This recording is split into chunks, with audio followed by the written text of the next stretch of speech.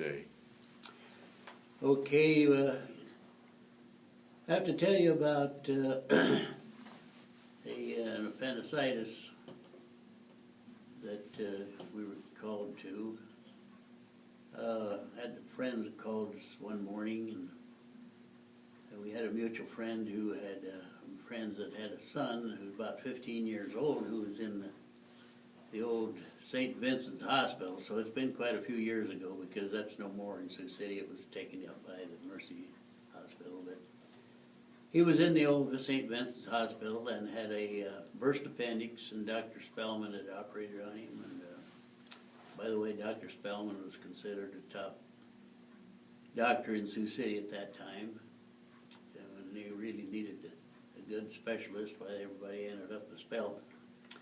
Well, Dr. Spellman had told the family that this boy, Kenny, he will die today. He said his internal organs are shut down and he's actually deteriorating to the point where you'd say his organs are beginning to disintegrate and decay. He says he can't live.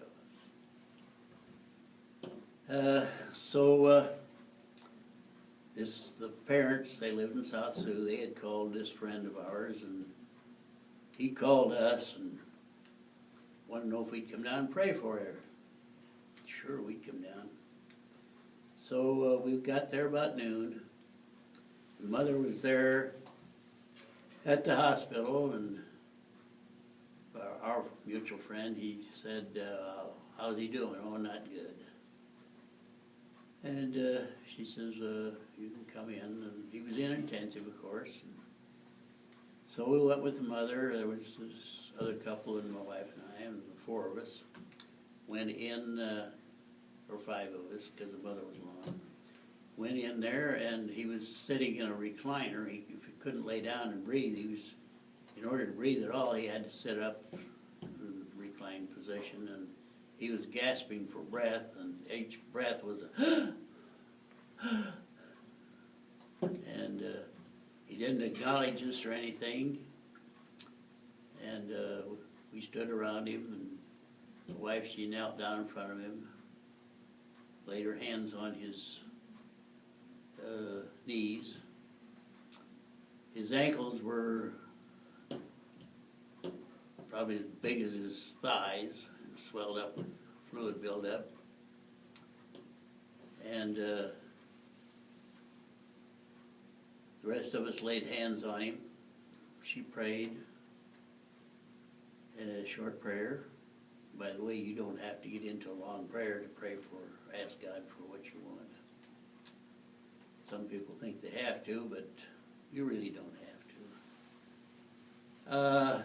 She just prayed a short prayer, and we stood up and left the room. The mother said, well, now, what are we going to do? My wife says, well, we're just going to wait and see. She says, either he's going to go home or he's going to get well. So we sat down, and within 15, 20 minutes, half an hour or something, I don't know, the mother said, well, I think maybe I'll go in and check on Kenny. Pretty soon she came out and she says, she says something happened. He would talk. He wanted to know if I could get him a newspaper so he could look at the paper. And my wife said, well, you're going to get him one, aren't you? Oh, yeah. She says, I'll get him one. And then he had also said, hey, Mom, where's that lady that prayed for me? Oh, she's out here. Well, tell her to come in. He says, I'd like to talk to her. So my wife went in, and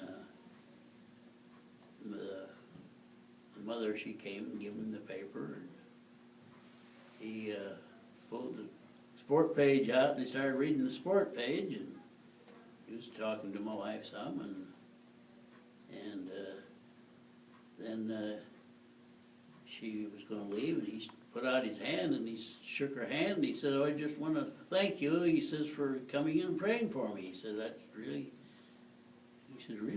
I'm feeling pretty good now. So we went out and sat down again, and later, when the mother went back in, and she came back out, and my goodness, she says, they've got him sitting on the commode. He's starting to eliminate the waste, you know, and so forth. And he hadn't passed anything for 2 or 3 days. And so went back in there a little later, and here he was back on that thing again, and getting stronger. And Dr. Spellman came after 5 o'clock and went in, and he come rushing back out and had to go and get another doctor, and they all both went in and wanted to know what had happened to him. Well, he said, there was a lady come in and prayed for me. Well, Spellman said, something happened. He said, you're feeling pretty good now? Oh yeah, he said, I feel pretty good. Boy, am I getting hungry.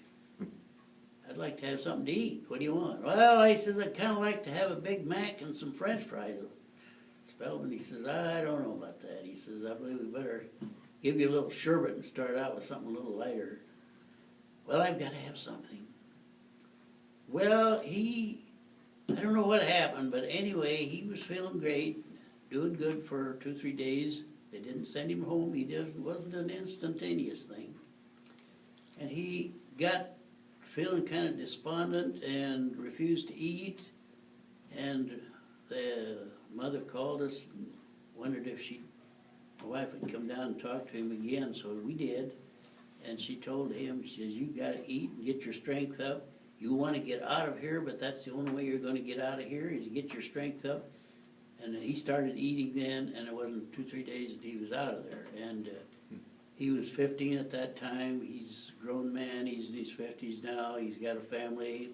He's in the concrete business. He does mason work, pouring concrete, heavy work, and no problems. And here he was at death's door. Like I tell people, she never prayed for a body and raised him from the dead, but he was as near dead as he could be. The doctor had said, you'll be dead tonight. Yeah. So it was that close. And like I say, he's perfectly healthy. He's got his family and everything. So you see, God is good. God is God. That's right. And he will work in his time. Yeah. Uh,